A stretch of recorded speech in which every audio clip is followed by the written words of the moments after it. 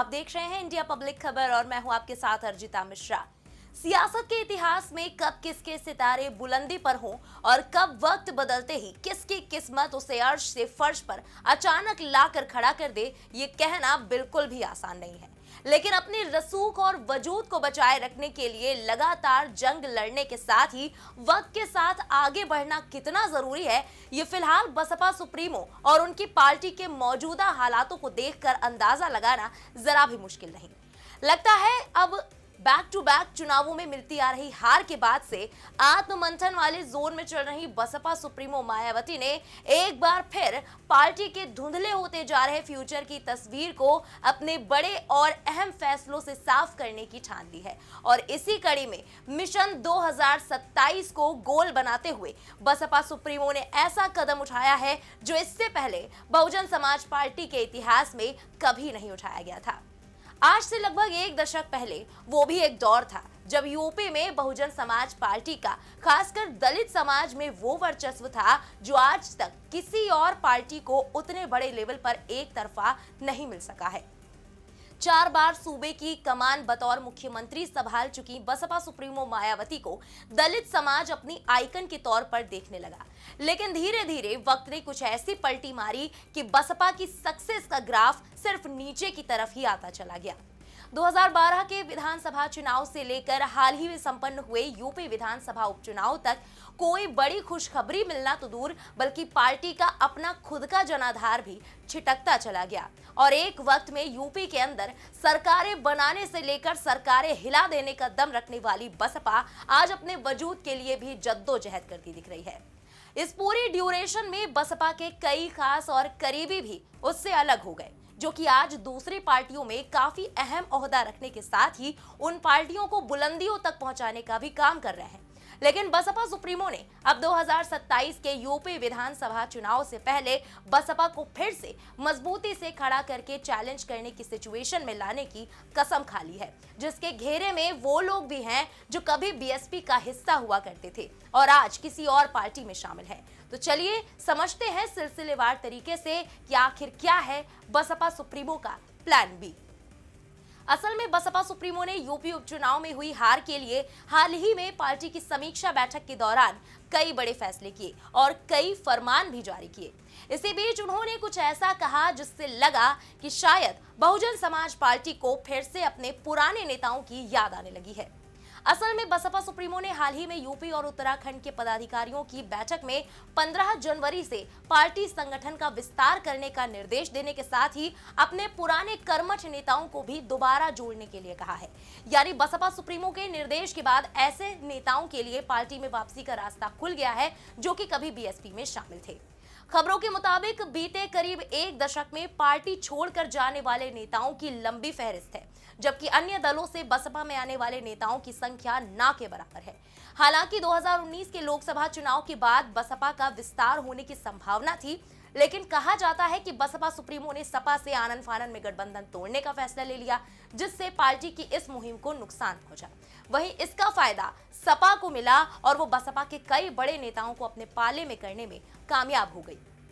यही नहीं, बाद में सपा ने इन नेताओं को बकायदा टिकट देकर चुनाव में भी उतारा और शायद अब बसपा को अपनी इस गलती का एहसास हो रहा है, जिसकी वजह से पुराने नेताओं को मनाने की कवायद शुरू होने जा रही है। यहाँ गौर करने वाली बात यह है कि बसपा छोड़कर जाने वाले नेताओं ने दूसरे दलों को खूब मजबूत किया है।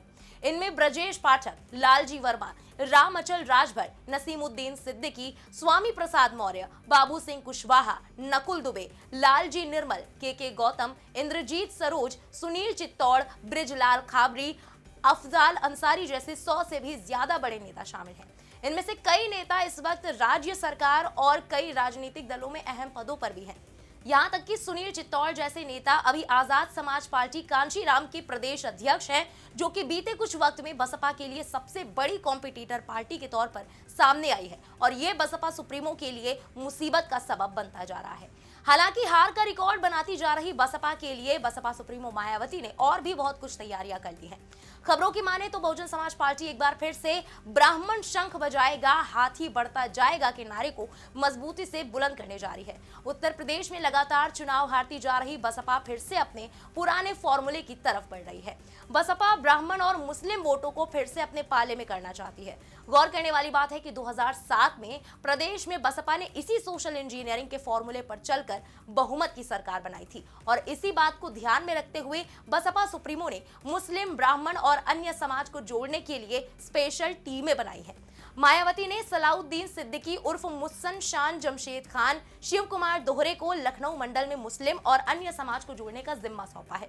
वहीं श्याम किशोर अवस्थी और विपिन गौतम ब्राह्मण समाज को जोड़ने का काम करेंगे। इसके अलावा बसपा सुप्रीमो मायावती ने साफ किया कि प्रत्येक जिले के 2 प्रभारी पूर्व की तरह ही बने रहेंगे। साथ ही जिला, विधानसभा, सेक्टर और पोलिंग बूथ की कमेटियों में कोई बदलाव नहीं किया गया है। यही नहीं, बसपा सुप्रीमो मायावती ने लखनऊ मंडल की टीमों और प्रभारियों की तैनाती की है। जल्द ही बाकी मंडलों की टीमों और प्रभारियों की भी तैनाती कर दी जाएगी। इसके अलावा बसपा उत्तर प्रदेश में खिसक रहे आधार वोट बैंक को बामसेफ के सहारे फिर से खड़ा करने जा रही है। बसपा सुप्रीमो मायावती ने इसकी जिम्मेदारी बामसेफ के जिलाध्यक्षों को दी है। उनसे कहा गया है कि गांव-गांव जाकर वो समाज के युवाओं को कांशी राम द्वारा किए गए कामों को बताएंगे और उन्हें समझाएंगे कि बीएसपी की सरकार बनने पर उनके हितों में नई योजनाएं भी शुरू की जाएंगी।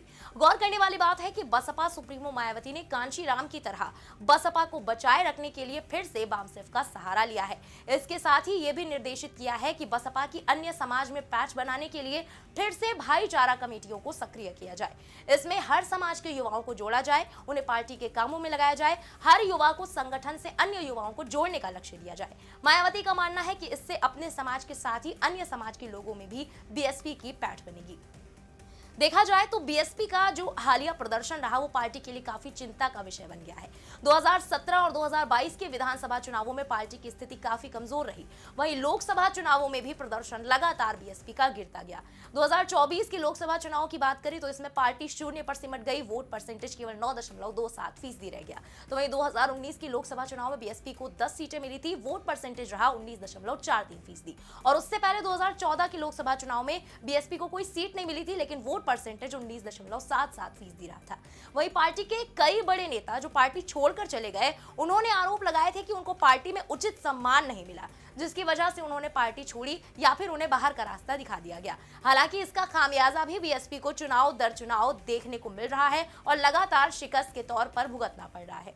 और बसपा सुप्रीमो मायावती के लिए इन नेताओं को वापस पार्टी ज्वाइन कराना इतना भी आसान नहीं होगा।